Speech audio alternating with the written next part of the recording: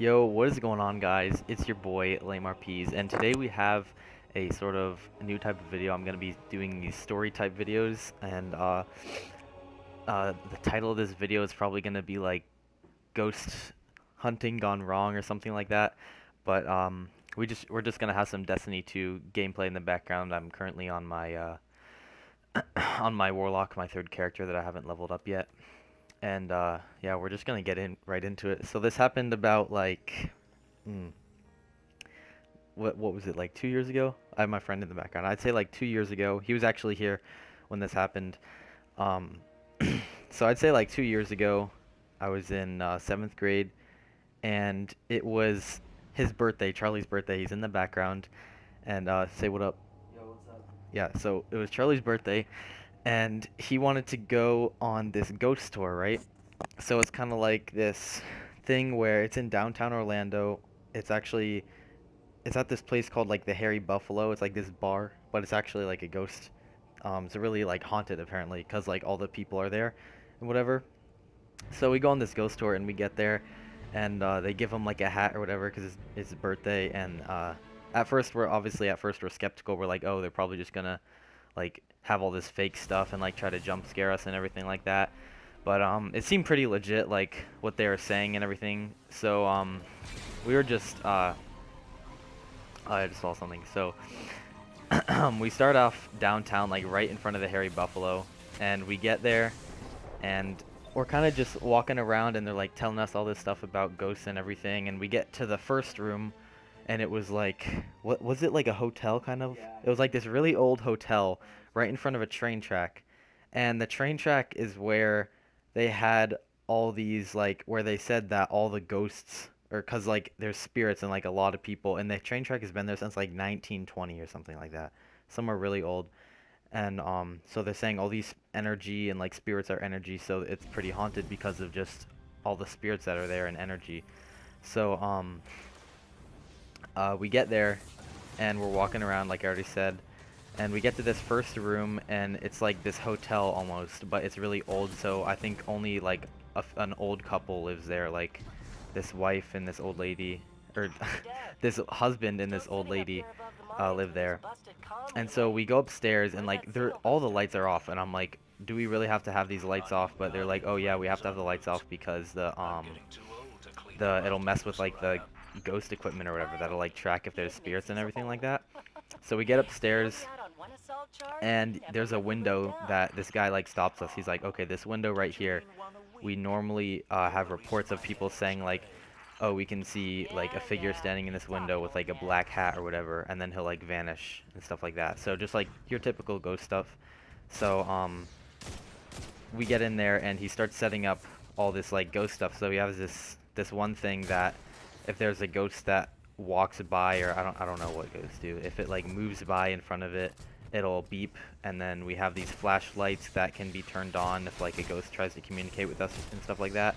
And he actually, the guy there said that the ghost that was there before, like the most recent one in that room, was named Annabelle. And I'm thinking like, oh, like the Conjuring Annabelle, like stuff like that.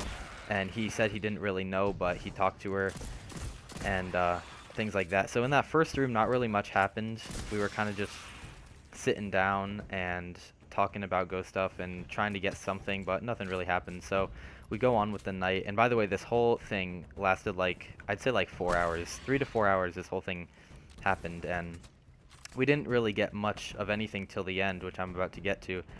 And so we continue walking downtown, and he's telling us all this stuff like, oh, this like old lady used to have a flower shop, and if you walk by here, sometimes you can smell flowers, even though there's no flowers there. And like, oh, you can see more people in the window, you can see like children in the window and stuff like that.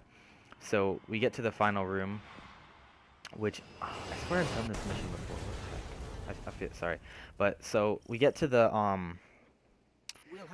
last room, which is the actual bar, the Hairy Buffalo, and it's the upstairs of it. And he's like, this is the most haunted room here. And we're like, okay, so hopefully we're trying to like find something. And he was like, actually, he told us, he was like, the last people that were here, they had to cancel it early because one of the ladies saw something and she was crying and like was really scared. And so they had to leave early and cancel the full tour. So we were like, oh, that's kind of creepy. So we go upstairs. I'm pretty sure it was 3 floors up, and it's just this dark room with like just furniture, like just a couch and like chairs or whatever, and just like no furniture, just like this pitch black room with a few windows and all these chairs in a circle. And I'm like, already I'm like, oh great, I don't really, because I'm not really, I can watch horror movies, but if it's like happening in real life, it's like nah, you know. So we get in there, and I feel like I've been saying that a lot. We get in there, and I keep, whatever. So we walk in. I don't really know good transitions, but we walk in. We're sitting in the chairs, and it's like pitch black, like I already said. And he starts asking. He's like, "Oh, if there's a spirit in here, show yourself," and stuff like that. So he gets this flashlight, like you know those flashlights that you twist it to turn it on. So there's no buttons, and it's just batteries. So what he does is he twists it to turn it on, and then twists it to turn it off, and then shakes it to like make sure it won't go off on its own. So he can like prove to us that it's not like there's no like wires or anyone's like um what is it, tampering with it and stuff to make it go off on its own. So he's like proving to us or whatever. So we get in there and sorry. We get in there, I'm just going with it. We get in there, and once again, like not much is happening, and we're just sitting there, and he's like, yeah, if there's any ghosts in here, and he has the flashlight, puts it in like a bathroom pretty much, and he was like, this is the spot where the lady saw something and she was like crying, or the previous people that were there, they saw something and they were crying because they got scared.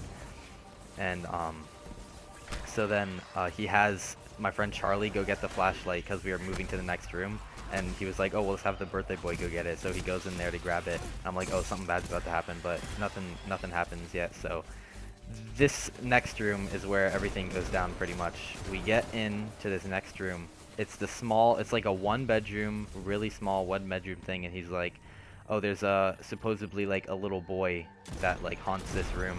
I don't remember if his name was like Tim. I don't know. Let's just say his name's Timmy. And so we get in there, and yeah, I don't know his name. No, I was laughing because I said we get in there again. No, but we're in this room, right? The fifth room. I sit down on the couch, and there's a canvas in front of me, and this canvas will be important in a second. But so he starts telling this story, and he's like, oh, so this little boy really likes peanut butter cookies, and he was saying that he put out some peanut butter cookies to try and like bait him, his ghost and stuff like that. And so he was telling us that this one time this lady was in there, and she had peanut butter cookies, and he actually like, the lady got slapped pretty much. She got slapped in the face, and she had like a red hand mark from like a ghost. She got slapped in the face by a ghost. I don't know. That's what he told us. And she had like a red hand mark, and then they were telling him, like, talking to the ghost, saying like, oh, you can't do that, like you can't hit people. And after that, they didn't really have any more like aggressive incidents with him. And so I'm probably gonna die here. Oh, okay. And so we get there. And why do I keep saying we get there? We're already in the room. We've been in the room for like 20 minutes or so. And so he says he's like, he was like, I already said, he was talking about how the peanut butter cookies and stuff like that. And so the canvas is like, you know what a canvas is, like those things that you paint on. So I'm sitting on this couch. In front of me is this canvas, right? And so on the back of the canvas, I'm sitting here like halfway listening to what this guy's telling me, like stories and everything. And then on the canvas, it says bleed resistant or something like that, or like blood proof or something. And I'm like, in my head, I'm thinking to myself, like, why would a canvas need to be blood proof? And literally right as I thought that to myself, my nose started like bleeding, like running blood.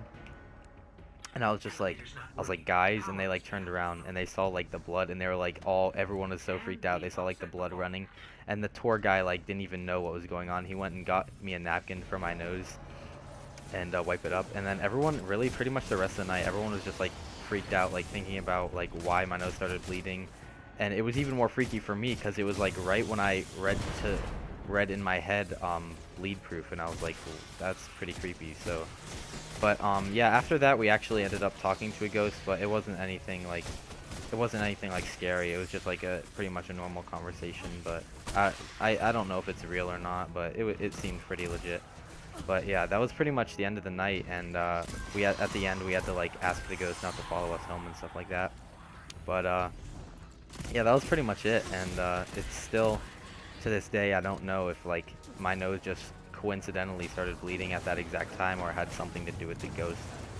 But yeah, I hope you guys enjoyed. I'm going to be doing a lot of these story videos. I'm probably going to be doing one every day if I can. This one I was like stuttering a lot because this is a live commentary like I'm playing right now. And I'll probably have more normal ones, so I'm going to have like pre-recorded footage that I can put so I won't have to really think about the game and the story at the same time. But yeah, hope you guys enjoyed, and peace out guys. Peace.